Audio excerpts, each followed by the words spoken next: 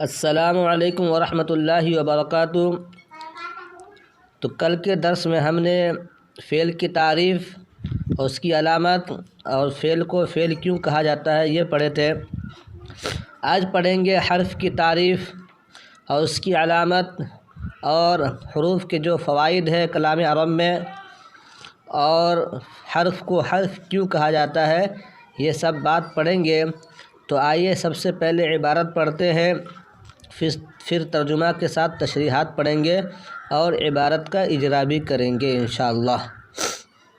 وحد الحرف کلمۃ لا تدل على معنى في نفسها بل تدل على معنى في غيرها نحو من فإن معناها الابتداء وهي لا تدل عليه إلا بعد ذكر ما منه الابتداء كالبصرة والكوفة۔ مثلا تقول سرت من البصرة إلى الكوفة وعلامته ألا يصح الإخبار عنه ولا به وألا يقبل علامات الأسماء ولا علامات الأفعال۔ وللحرف في كلام العرب فوائد كالربط بين الاسمين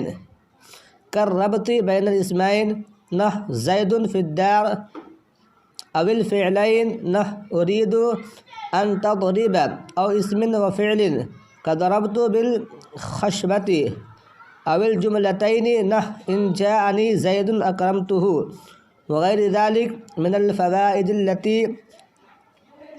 تعرفها في القسم الثالث إن شاء الله تعالى۔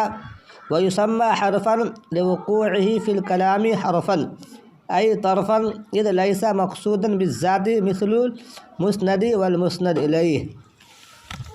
یہ رہی عبارت۔ اب اس کا ترجمہ اور تشریحات سب پڑھتے ہیں۔ تو مصنف علیہ الرحمہ یہاں سے حرف کی تعریف کر رہے ہیں اور کہہ رہے ہیں حرف وہ کلمہ ہے جو معنی فی نفسیہ پر دلالت نہ کرے بلکہ ایسے معنی پر دلالت کرے جو اس کی ذات کے علاوہ میں ہو۔ یعنی حرف وہ کلمہ ہے جو ایسے معنی پر دلالت نہ کرے جو اس کی ذات میں ہو بلکہ ایسے معنی پر دلالت کرے جو اس کی ذات کے علاوہ میں ہو۔ یعنی حرف اپنا معنی بذات خود نہیں بتاتا بلکہ اس کو ضم ضمیمہ کی ضرورت پڑتی ہے، یعنی دوسرے کلمے کو کے ساتھ ملانے کی ضرورت پڑتی ہے۔ یہ رہی حرف کی تعریف۔ اب دیکھ لیتے ہیں اس کا اجرا۔ حد کا معنی آتا ہے روکنا، کیونکہ حد کی ایسی تعریف کی جا رہی ہے جو اپنے افراد کو جامع اور دخول غیر کے معنی ہیں، اسی لیے اس کا لفظ کا معنی ہے حد کا، تو یہاں معنی کا معنی پایا جا رہا ہے۔ حد کی جمع حدود ہے، حد یہ واحد ہے۔ الحرفی یہ مجرور ہے اس بنا پر کہ یہ مضاف الیہ ہے۔ حرف کی جمع حروف۔ حد یہ مرفوع ہے اس بنا پر کہ یہ مبتدا ہے، اور مبتدا ہمیشہ مرفوع ہوتا ہے۔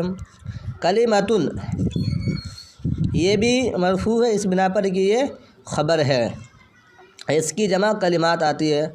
لا تدل دل یدل نصر ینصر سے ہے، فعل ماضی معروف صیغہ واحد مؤنث غائب ہے۔ دل یدل نصر ینصر سے ہے۔ علی معنی فی نفسها، معنی کی تشریحات ہم نے پہلے پڑھ لی ہے۔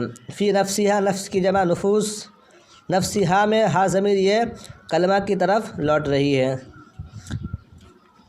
بل لا تدل یہ بل حرف اس بات ہے۔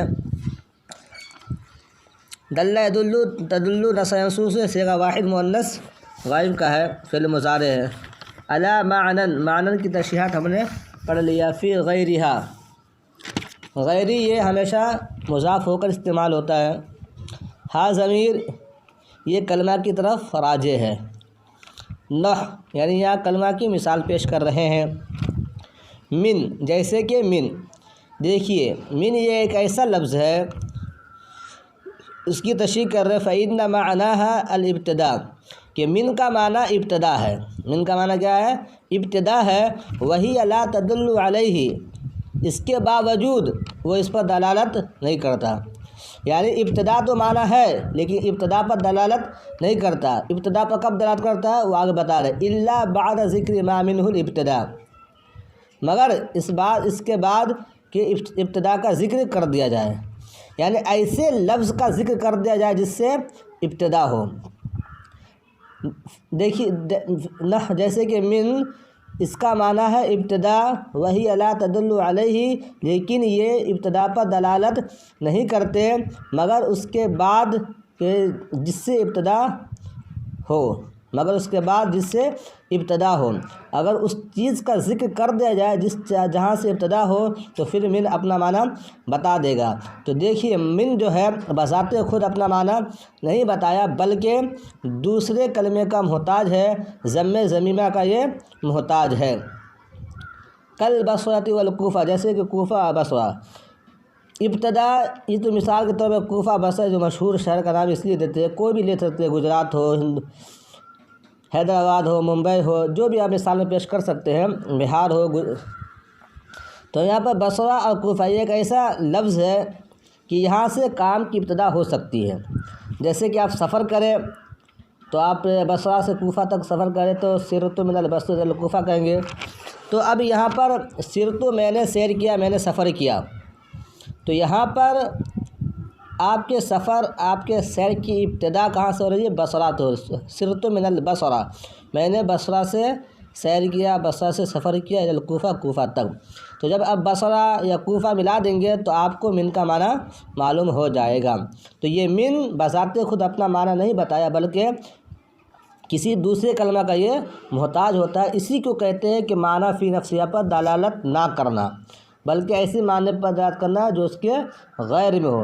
دیکھیے بصرہ کے اندر ابتدا کا معنی ہے، جب بصرہ لگائیں گے تو ابتدا کا معنی آپ کو حاصل ہوگا۔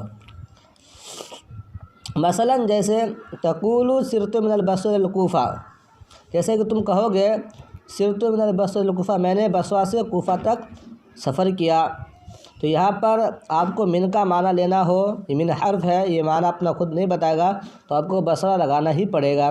اس کے علاوہ آپ سرت من الہند، میں نے ہندوستان سے سفر کیا، الی العرب، عرب تک، جو بھی لگا سکتے آپ۔ یہاں پہ مثال کے طور پر دو مشہور شہر کا نام ذکر کیا ہے، سرت من المصر، میں نے مصر سے سیر شروع کیا، وغیرہ ذالک۔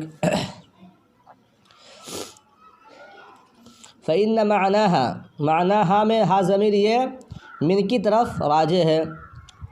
الابتداء یہ مرفوع ہے، مرفوع اس بنا پر ہے کہ یہ خبر ہے انا کے، انا حرف مشبہ بل کی خبر کیا ہوتی ہے؟ مرفوع کرتی ہے، معنی یہ حالت نصب میں ہے اس لیے کہ اس کا اسم ہے انا کا۔ وہی ہے ہیا، یہ مراد ہے، ہیا سے مراد من، یعنی وہ، یعنی من دلالت نہیں کرتا اس پر، ابتدا پر۔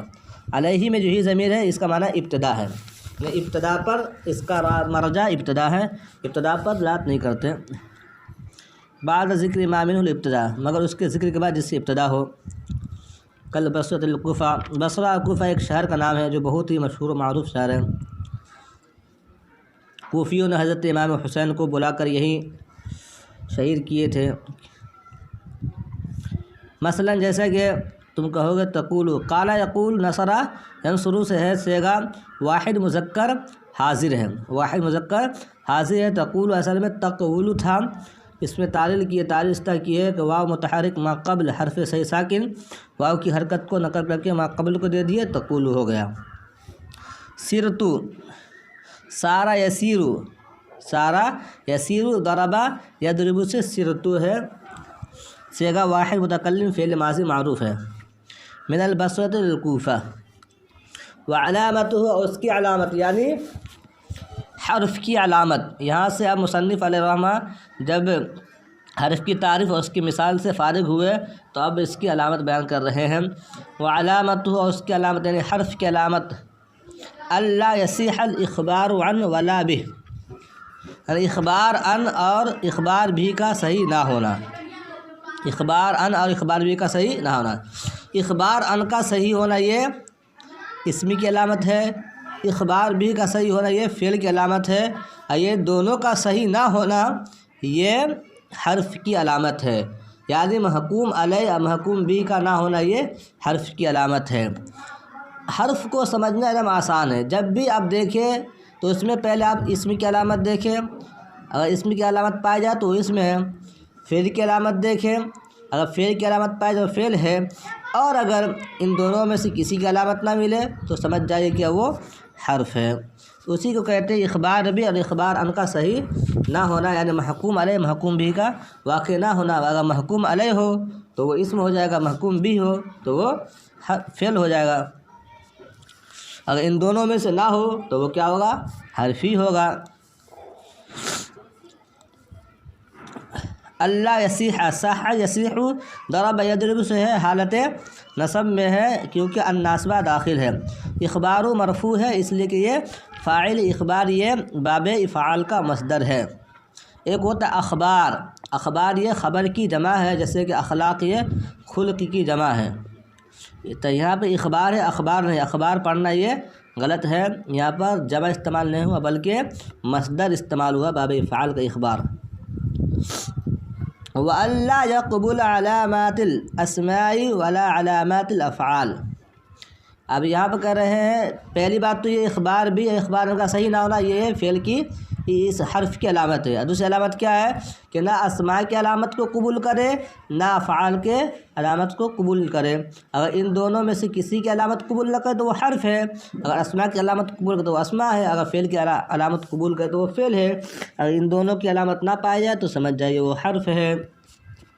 اللہ یقبل، ہاں اللہ یقبل یہ بھی حالت نصب میں کیونکہ الناصبہ داخل ہے، یا قبل یقبل نصرہ ینصرو سے ہے، علامات یہ علامت کی جمع ہے اور حالت نصب میں ہے، حالت نصب میں ہے، اس کے باوجود یہاں پر کسر، نصب کا معنی ہوتا ہے کہ اس پر فتحہ آئے، لیکن اس کے باوجود یہ کسر ہے تو جر کی علامت ہو گئی، تو کہتے ہیں جمع مؤنث سالم، جمع مؤنث سالم حالت نصب و جر میں کسرہ کے ہی ساتھ ہے۔ لفظاً تو یہ مجرور ہے لیکن حکماً یہ منصوب ہے، یہ حکم میں منصوب کے حکم میں، کیونکہ مفعول واقع ہے، مفعول ہمیشہ منصوب ہوتا ہے۔ اسمائی یہ مجرور ہے اس بنا پر کہ یہ مضاف الیہ، اسمائی اسم کی جمع ہے۔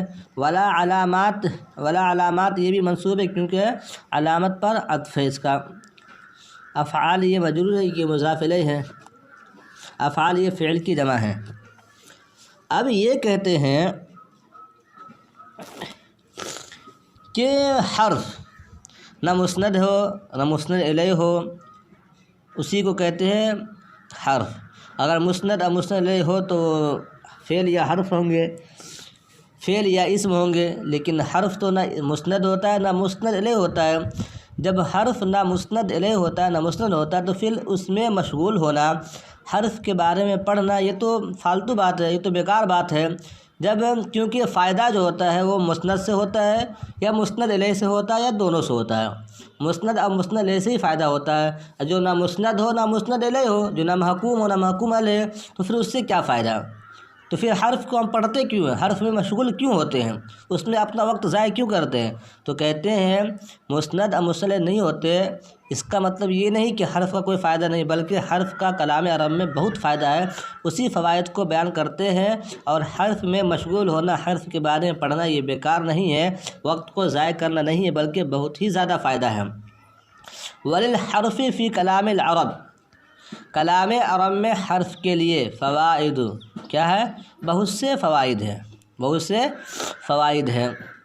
کیا کیا فوائد ہے؟ کرربطی، جیسے کہ جوڑنا، بین الاسمین، دو اسموں کو جوڑنا، یہ حرف کا کام ہے۔ جیسے کہ زید فی الدار، زید گھر میں، تو دیکھیے زید بھی کیا ہے؟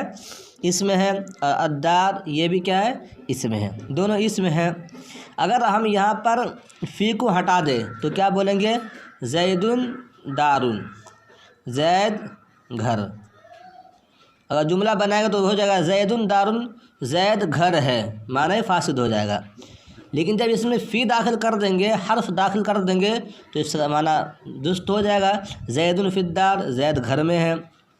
تو دیکھیے یہاں پر زید دار، فی ہٹا کر زید دار کہنے میں معنی ہوگا فساد آ رہا تھا کہ زید گھر ہے، حالانکہ زید گھر نہیں ہے بلکہ زید گھر میں ہے، تو یہ معنی صحیح کرنے کے لیے فی کو لانا پڑے گا، زید فی الدار، زید گھر میں ہے۔ تو دیکھیے حرف کا فائدہ کتنا ہوا کہ اگر حرف ہٹا دے تو معنی فاسد ہو جاتا ہے، لیکن اگر وہیں پر حرف لے آئے تو معنی درست ہو جاتا ہے۔ تو حرف کا بھی بہت سارے فوائد ہیں۔ پہلا فائدہ یہ ہے کہ دو اسموں کو جوڑنا، اول فعلین یا دو فعلوں کو جوڑنا، یہ حرف کا فائدہ ہے۔ جیسے کہ ارید ان تضربا، میں چاہتا ہوں کہ تو مار، میں چاہتا ہوں کہ تو مار۔ تو یہاں پر دیکھیے ان یہ حرف ہے، حروف ناصبہ میں سے حرف ہے۔ اگر ہم ان کو ہٹا دیتے ہیں جملہ کہتے ہیں، یہ دو فعل اریدو بھی فعل ہے، التضریب بھی فعل ہے، دونوں فعل ہے۔ اگر ہم ان کو ہٹا دیتے ہیں تو کیا پڑھیں گے؟ اریدو تضرب، میں چاہتا ہوں تو مارتا ہے یا مارے گا، یہ ترجمہ لگے گا۔ تو دیکھیے دونوں میں کوئی مطلب ہی نہیں، ایک الگ جملہ ہے وہ ایک الگ، یہ ایک الگ فعل ہے وہ ایک الگ فعل ہے۔ میں چاہتا ہوں تضرب، تو مارتا ہے یا مارے گا، کچھ سمجھ میں آیا؟ نہیں سمجھ میں آیا۔ لیکن جب ہم یہاں پر ان داخل کر دیں گے تو معنی بھی سمجھ میں آ جائے گا۔ ارید ان تضرب، میں چاہتا ہوں کہ تو مار، یعنی میں تیرے مار کو چاہتا ہوں، تو کسی کو مار، میں یہی چاہتا ہوں۔ تو یہاں پر معنی سمجھ میں آ رہا ہے۔ تو دیکھیے ان کا یہاں پر بھی فائدہ ہے، ان حرف ہے، اس حرف کا بھی فائدہ ہو رہا ہے کہ دو فعلوں کو جوڑ دے رہا ہے، ہمارا مقصود تک ہم کو حرف پہنچا دیتا ہے۔ اور اسم و فعل، یا ایک اسم اور ایک فعل کو جوڑے، دو اسم یا دو فعل یا ایک اسم اور ایک فعل میں کے درمیان ربط پیدا کرتا ہے، جوڑتا ہے، حرف کا فائدہ یہ ہے۔ جیسے کہ ضربت بالخشبتی، میں نے مارا، بالخشبتی لکڑی سے، بالخشبتی لکڑی سے۔ اگر ہم با حرف جر کو ہٹا دیں جو حروف ہے، حروف میں سے، تو کیا کہیں گے؟ ضربت الخشبۃ، میں نے لکڑی کو مارا، میں نے لکڑی کو مارا، یہ ترجمہ ہوگا نا۔ جیسے ضربت زیدن، میں نے زید کو مارا، تو ضربت الخشبۃ، میں نے لکڑی کو مارا، یہ تو معنی فاسد ہے، لکڑی کو کوئی مارتا ہے؟ نہیں مارتا ہے۔ تو یہ دیکھیے با کو ہٹا دیں، حرف ہٹانے کی وجہ سے معنی فاسد ہو جا رہا ہے۔ لیکن اگر آپ یہیں پر حرف لے آتے با حرف جر کو، یوں کہیں ضربت بالخشبۃ، میں نے لکڑی سے مارا، تو اب معنی درست ہوا کہ نہیں ہوا؟ تو دیکھیے یہ با حرف ہے، اس حرف کا فائدہ اتنا ہوا کہ فاسد معنی سے درست معنی کی طرف کر دیا۔ تو حرف کے فائد بہت ہیں۔ اول جملتین، یا دو جملوں کے درمیان کیا کرتا ہے؟ یہ ربط پیدا کرتا ہے حرف۔ جیسے ان جاءنی زید اکرمتہ، اگر زید میرے پاس آئے گا، اکرمتہ، تو میں اس کی تعظیم کروں گا۔ تو دیکھیے یہاں پر ان حرف شرط ہے، اس کو اگر ہٹا دے تو یوں کہیں گے جاءنی زید اکرمتہ، میرے پاس زید آیا، اکرمتہ، میں اس کی تعظیم کروں گا،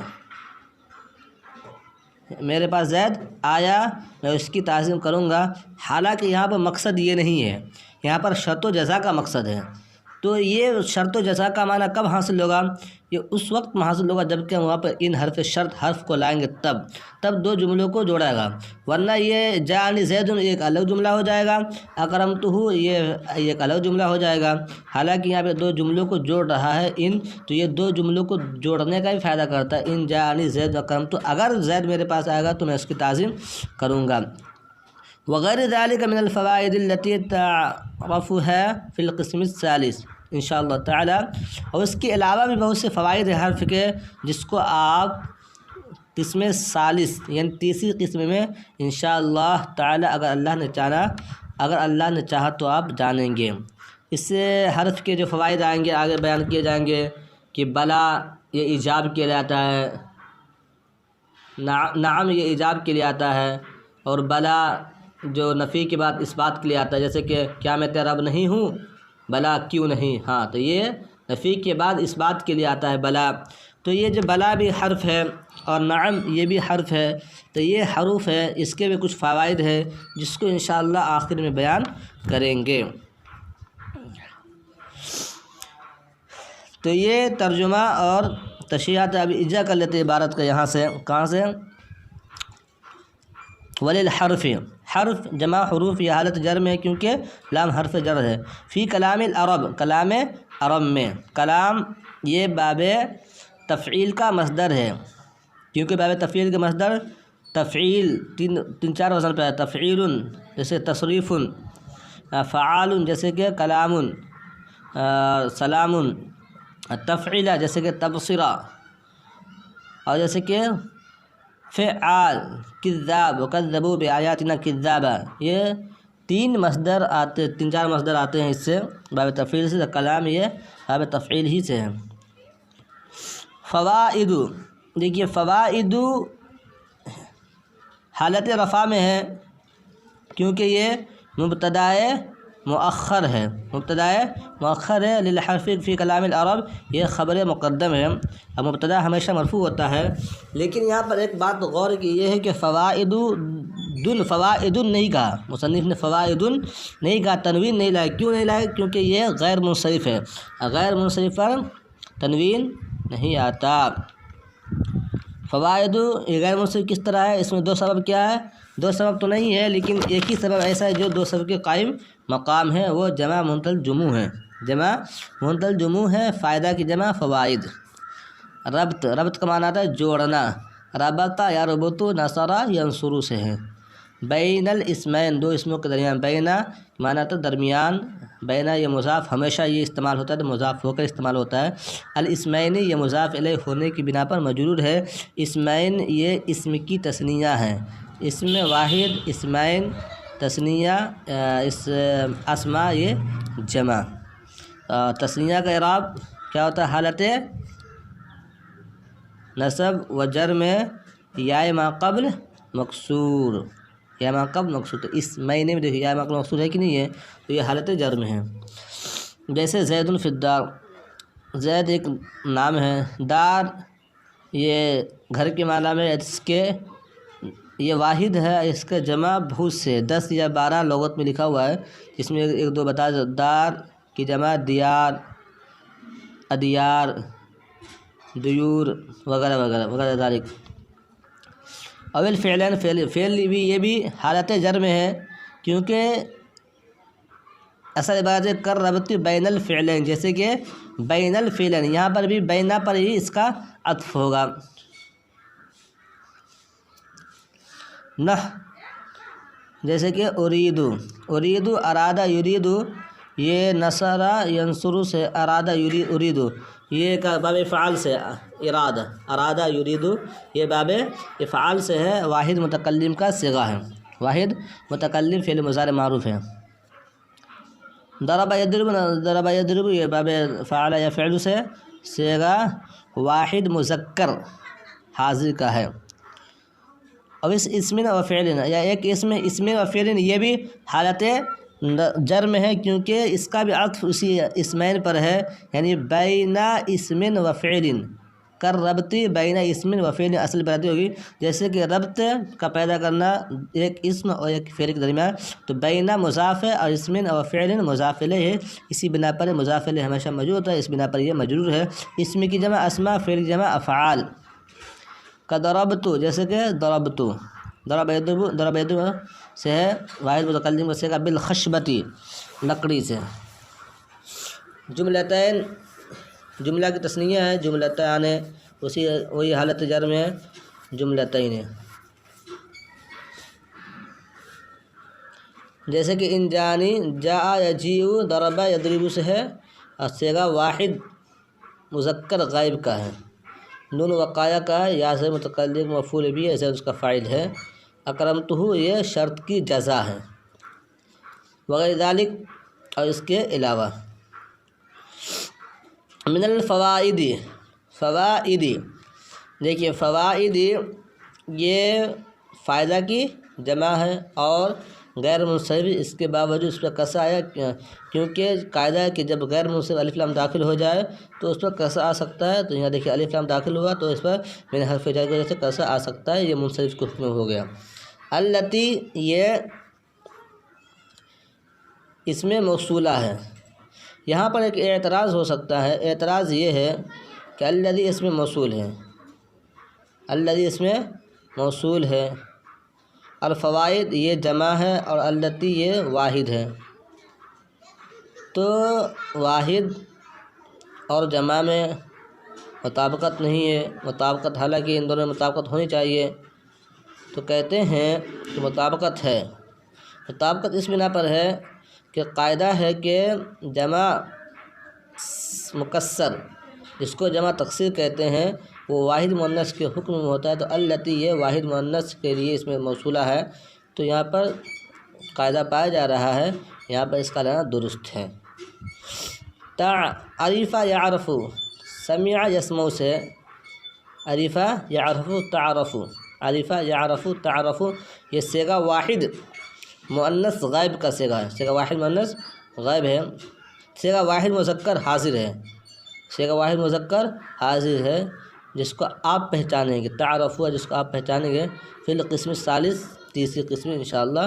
قسم یہ واحد ہے، حالت جر میں، کیونکہ فی حرف جر ہے، اس کی جمع اقسام ہیں۔ الثالثی، یہ بھی حالت جر میں ہے کیونکہ یہ صفت ہے القسم کی، قسم جب موصوف مجرور ہے تو صفت بھی مجرور ہوا کرتی ہے، جیسا کہ آپ لوگوں کو معلوم ہے۔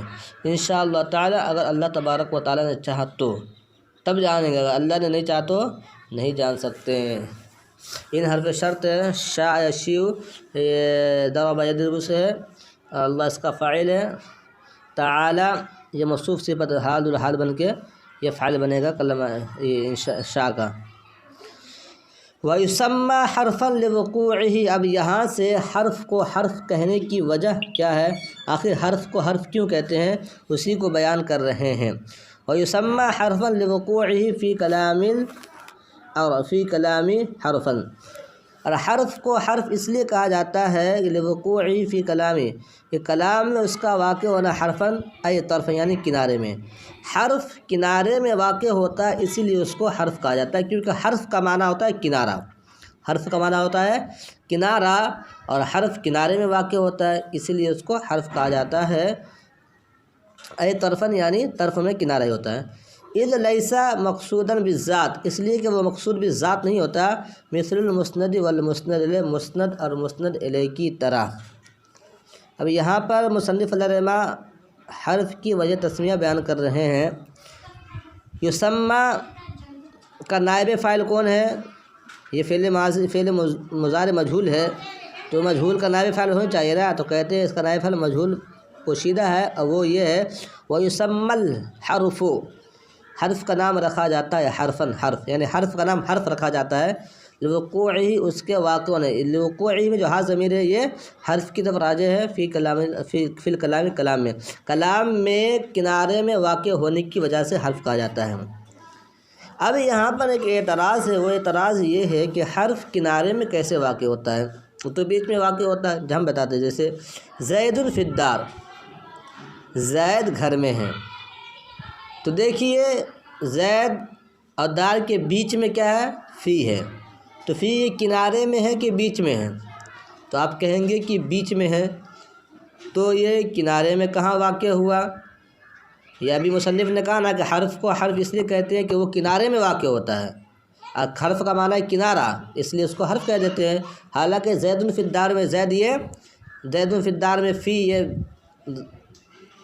کنارے میں نہیں ہے بلکہ بیچ میں ہے، تو ہم کہیں گے کہ یہاں حرف کا جو کنارے میں اس طور پر ہے کہ دیکھیے فعل اور اسم یہ مسند اور مسند الیہ ہوتے ہیں، اسم مسند الیہ ہوتے ہیں اور فعل مسند ہوتے ہیں، تو یہ دونوں مسند ہونے میں ایک ساتھ ہے، اور یہ حرف نہ مسند ہوتے نہ مسند الیہ ہوتے، اس چیز میں یہ ان دونوں سے کنارہ ہے، ان دونوں سے الگ ہے، اس بنا پر کنارہ کا معنی یہ ہے کہ یہ اسم و فعل سے کنارہ ہے، کنارہ کا شکل اختیار کیا، اسم و فعل ایک ساتھ ہو گیا مسند ہونے میں، لیکن حرف کچھ نہیں ہوتا، تو یہ دونوں سے کنارہ ہوا، تو دیکھیے کنارہ کا معنی پایا کہ نہیں پایا گیا، تو یہ معنی کنارہ کا ہے کہ یہ اسم و فعل سے کنارہ ہے، یہ اسی لیے حرف کو حرف کہا جاتا ہے۔